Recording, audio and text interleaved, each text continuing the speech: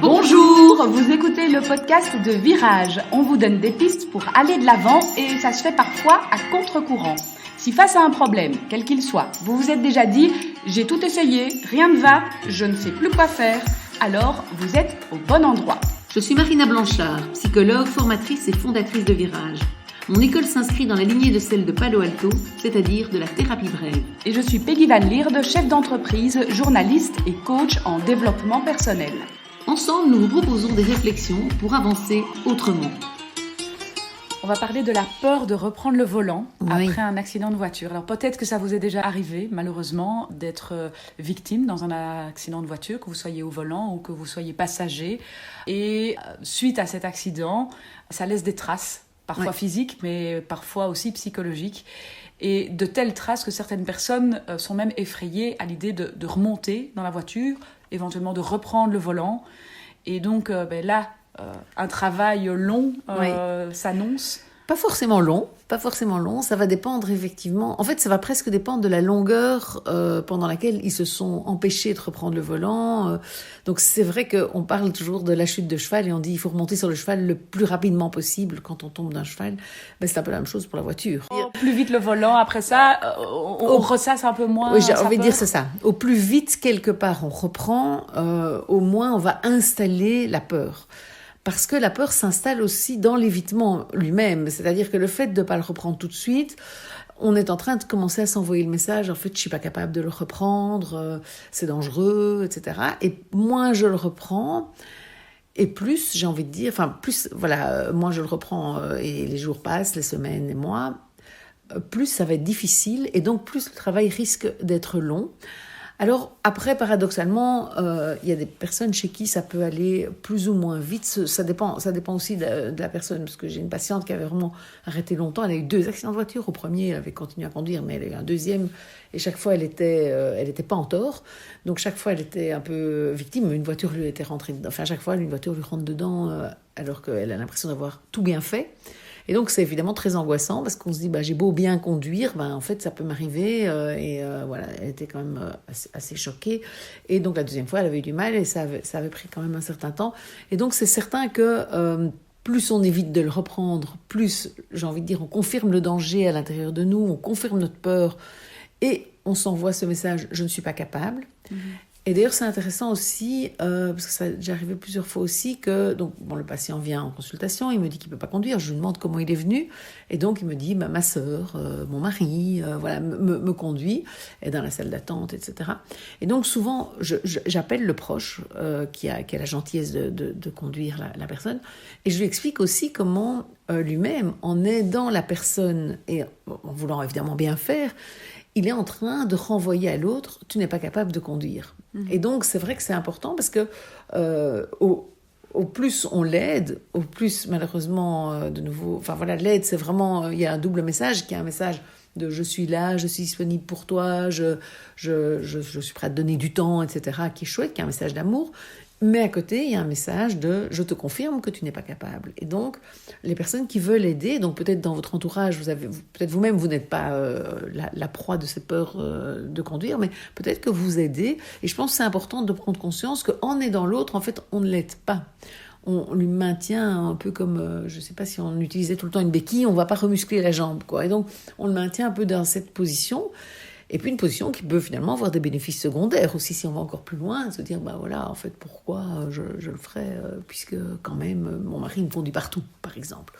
Comme des jeunes qui passent pas le permis, aussi, il y a des jeunes qui passent pas le permis, posposent, et les parents s'énervent, mais les conduisent partout. Et donc ça installe une situation finalement confortable. Finalement, il n'a pas tellement de raison. Et donc ici, on pourrait se retrouver là-dedans. J'ai peur, donc c'est pas confortable pour moi de conduire, et j'ai quelqu'un qui me conduit, pourquoi est-ce que j'irais vers l'affrontement de ma peur ? Or, et effectivement, c'est un peu là qu'on en venait, c'est que la manière de gagner sur cette peur, ça va être de l'affronter. Alors, pour certains, ça va être d'un coup. Pour d'autres, ça va être par petits pas, se reprendre un petit trajet, un trajet que je connais bien, et puis élargir. Pour certains, ça va être l'autoroute qui va faire plus peur, donc ça va être pas de problème sur les petites routes, je conduis, mais l'autoroute, j'ai eu un accident et je conduis pas, ou même j'ai pas eu d'accident, mais l'autoroute me fait peur parce que me lancer, j'ai déjà eu très peur, j'ai eu l'impression que j'avais pas bien regardé, une voiture qui a failli, j'ai failli faire un accident. Et donc, j'ai peur. Et donc, en fait, ça va être effectivement... En fait, tout ce qui est évitement aggrave. Et donc, ça va être en allant vers l'autoroute, en essayant de conduire. Si on conduit avec d'abord quelqu'un à côté de soi, si ça rassure, et puis après, personne. L'idée, c'est vraiment de faire des petits pas à son rythme, mais qui vont nous amener à gagner sur la peur. Et j'ai envie de dire, ici on parle de peur de conduire, mais c'est le cas pour beaucoup de peurs, hein, donc bien évidemment. Mais ici, donc vraiment l'idée, ce serait de se dire, d'abord je commence par des chemins que je connais, et puis, parce qu'il y en a aussi, c'est encore différent, qui ont peur de prendre tout ce qu'ils ne connaissent pas. Donc tant que je connais, ça va, mais aller, je sais pas moi, à Bruxelles ou dans tel... Un nouveau trajet. Oui, ou des vacances, là je conduis pas, c'est toujours mon conjoint qui conduit, parce que voilà, ça je suis pas à l'aise. Et malheureusement, on va pas devenir tout d'un coup à l'aise. Donc effectivement, et la peur de conduire, effectivement, on va pas tout d'un coup ne plus avoir peur de conduire. Ça va pas tout d'un coup, je vais pas me réveiller un matin comme ça. Donc c'est en le faisant que je vais prendre confiance. Comme on a le petit enfant qui tient la main de sa maman très fort parce qu'en fait il a peur de la lâcher. Mais c'est en la lâchant qu'il va voir qu'en fait il sait faire un pas, 2 pas, 3 pas, et puis il tombe, et puis il se rend compte qu'en fait il tombe et c'est pas si grave. Alors on va dire, oui, mais conduire, c'est plus grave s'il y a quelque chose qui se passe.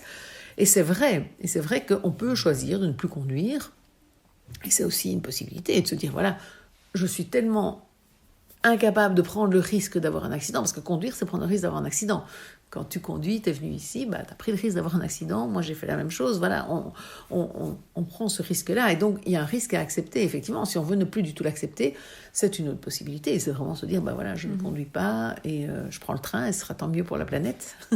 Non, et donc c'est vrai que du coup, voilà, il n'y a pas une obligation à affronter cette peur, mais si notre choix c'est de se dire, je veux reconduire, ça va passer par là, en fait, malheureusement. Certaines personnes ont peut-être cette volonté, mais alors, physiquement, il y a un truc qui ne va pas. Oui.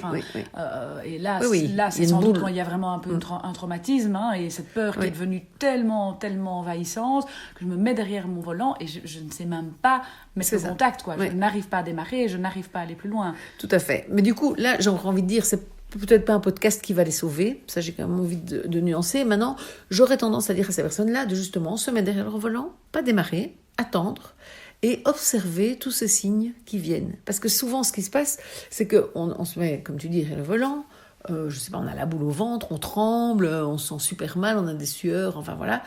Et à ce moment-là, vite on part, en fait, parce qu'on se dit « mais c'est juste pas possible », etc. Et de nouveau, au lieu d'affronter, de traverser ce moment, évidemment hyper désagréable, mais tant qu'on ne le traverse pas et tant qu'on l'évite, jamais on pourra reconduire, puisque forcément, si je ne sais même déjà pas m'asseoir 3 minutes derrière mon volant sans être...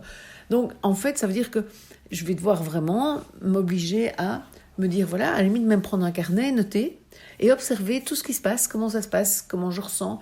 Et puis, sans carnet, se dire, voilà, maintenant, je vais juste me centrer sur c'est comment dans mon ventre, c'est comment dans ma gorge, c'est comment dans mes mains, et vraiment laisser sortir cette angoisse, cette peur qui a probablement... Laisser la peur s'exprimer. S'exprimer, voilà. Et lui donner le temps, plutôt que toujours mettre le couvercle, essayer vite d'éviter parce que la côtoyer n'est pas très sympathique, la peur, c'est pas tellement agréable de ressentir tout ça. Et donc, voilà, sauf dans les montagnes russes. Mais donc, effectivement, vite, si on part vite et qu'on évite ça, la peur, dès qu'elle aura une occasion, elle va revenir. Donc là, l'idée, ça serait de lui ouvrir la porte, de l'écouter, de laisser être là ces sensations désagréables, voire de s'y habituer, parce que peut-être qu'au début, on va devoir conduire avec elle. Et donc, on va se renforcer vraiment en les écoutant, en leur laissant toute la place, puisqu'on va s'habituer à sentir ce tremblement dans mes mains. Voilà, mes mains tremblent. Tiens, je sens cette boule au ventre, c'est vrai, c'est pas très agréable. Je sens une boule dans la gorge, j'ai l'impression un peu d'étouffer. Ok, j'observe ce qui se passe et comment ça se passe, etc. Et plus je vais pouvoir les apprivoiser, quelque part, je ne vais pas dire qu'on va les aimer pour autant, mais on va s'y habituer d'une manière qui fera qu'à un moment, je pourrai mettre la clé dans le contact. Et puis là, ça va reflamber probablement. Et de nouveau, j'aurai juste mis la clé dans le contact et je vais attendre et laisser venir, et laisser venir. Et puis à un moment, je démarrerai le moteur et je vais attendre et laisser venir, etc. Maintenant, voilà, je pense que c'est vraiment plus facile avec un suivi extérieur de le faire, mais en tout cas, je pense que c'est possible de le faire soi-même par rapport à... Enfin, moi, j'ai déjà fait pour moi, mais peut-être pas des peurs aussi intenses, mais une peur, en fait... plus on va l'accueillir, écouter son message, qui est en fait de dire « fais attention, il y a un danger ». Et je pense c'est de dire « ok, j'entends le message, j'entends qu'il y a un danger, je vais faire attention, mais je vais continuer parce que pour moi c'est important de conduire ».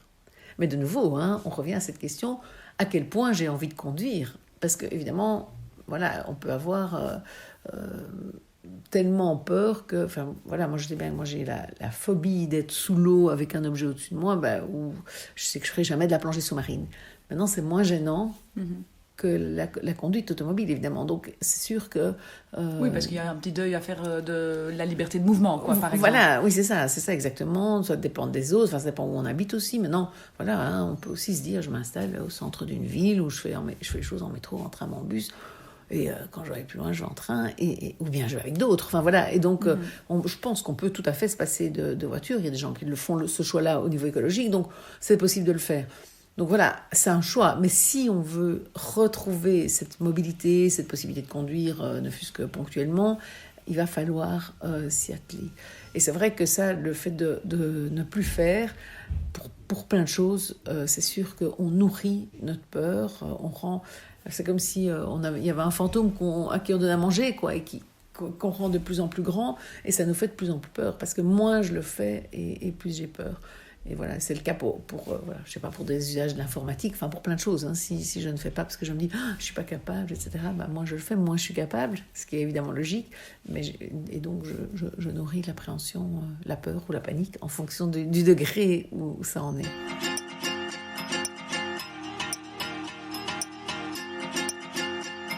Merci beaucoup de nous écouter. Chaque semaine, vous êtes de plus en plus nombreux et ça nous fait chaud au cœur.